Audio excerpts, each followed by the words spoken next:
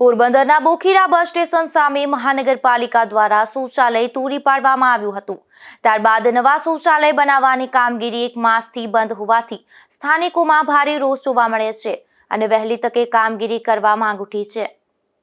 પોરબંદરના Bokhira bus station સામે વર્ષોથી જાહેર શૌચાલય આવેલા હતા। અહીં સામેના ભાગે બસ સ્ટેશન હોવાથી દરરોજ મોટી સંખ્યામાં મુસાફરો તથા વિદ્યાર્થીઓ અને આસપાસના ધંધાર્થીઓ સહિતનાઓ તેનો વપરાશ કરતા હતા। 1 માસથી પણ વધુ સમય પહેલા મહાનગરપાલિકા દ્વારા તેને તોડી પાડી નવા શૌચાલય નિર્માણની કામગીરી શરૂ કરી હતી, પરંતુ 1 માસથી આ કામગીરી ઠપ છે, જેથી સ્થાનિકોમાં ભારે રોષ જોવા મળે છે અને વહેલી તકે કામગીરી શરૂ કરવામાં આવે તેવી માંગ કરી રહ્યા છે। મારું નામ નવગુણભાઈ રામભાઈ કળગિયા, બોખીરાનો રહેવાસી। આ 2 મહિનાથી એમને 1.5 મહિનો થયો છે, પાણી રાખ્યું જૂનું।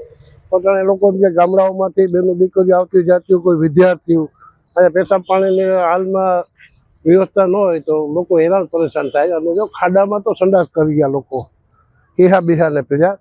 સરકારશ્રીને વિનંતી છે આપણી મ્યુનિસિપાલિટીના કમિશનર સાહેબને કે વહેલાસર કામ પ્લાન એક્ટ મુજબ થાય અને સારું થાય અને તાત્કાલિક પરિપૂર્ણ થાય એવી એને વિનંતી કરીએ છીએ।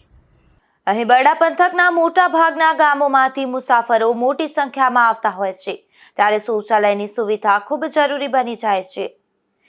નિપુલ પોપટ સાથે અશોક થાનકી, ગુજરાત ન્યૂઝ, પોરબંદર।